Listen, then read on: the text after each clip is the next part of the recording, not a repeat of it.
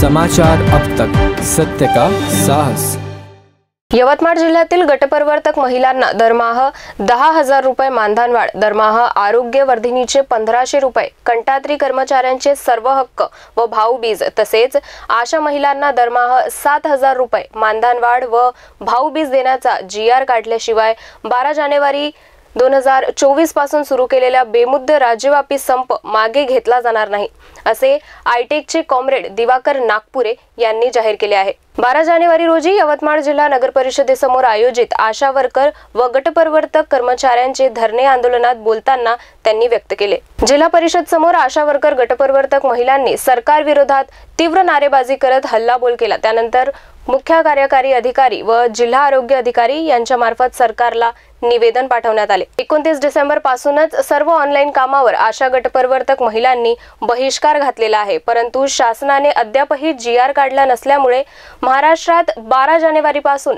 आयटकसह कृती समितीने बेमुदत संपाची हाक दिली असल्यामुळे आशा व गटप्रवर्तक आरोग्याच्या कोणत्याही कामाची सक्ती अधिकाऱ्यांनी करता कामा नये, अन्यथा त्या विरोधात आंदोलन करण्यात येईल। 10 ऑक्टोबर पासून आम्ही महाराष्ट्रामध्ये संप केला। तो संप 9 नोव्हेंबर पर्यंत चालला। सरकारच्या वतीनं आशांना 7,000 आणि गटप्रवर्तकांना 10,000 रुपये मानधन देण्याचं कबूल केलं। त्याचप्रमाणे दिवाळी बोनस 2,000 रुपये दिवाळीपूर्वी देऊ असंही कबूल केलं। त्यानंतर गटप्रवर्तकांचा प्रस्ताव म्हणजे कंत्राटीकरणाचा प्रस्ताव केंद्राकडे पाठवू असं कबूल केलं। हे सगळ्या मागण्या सरकारने मान्य केल्या।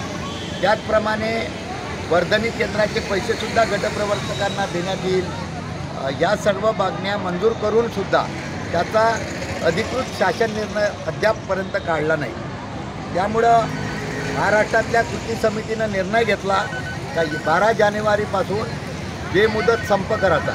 त्याच्या अगोदर आम्ही सरकारला 29 डिसेंबरपासून ऑनलाईन कामावर बहिष्कार टाकला होता, परंतु सरकारनं त्याचीही दखल घेतली नाही। म्हणून आज या 12 जानेवारीपासून महाराष्ट्रभर आयटकसह इतर कामगार संघटनांनी संप पुकारला आहे। हा संप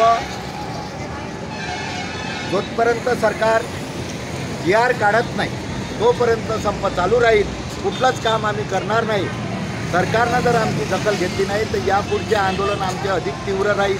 आम्ही जेल भरो वगैरे सारखे आंदोलन करू अशी आमची आज इच्छा आहे।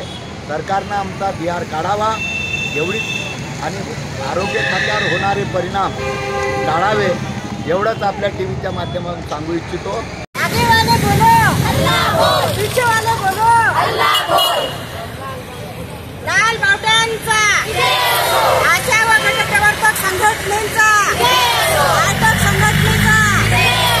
समाचार अब तक साठी सय्यद मतीन, यवतमाळ।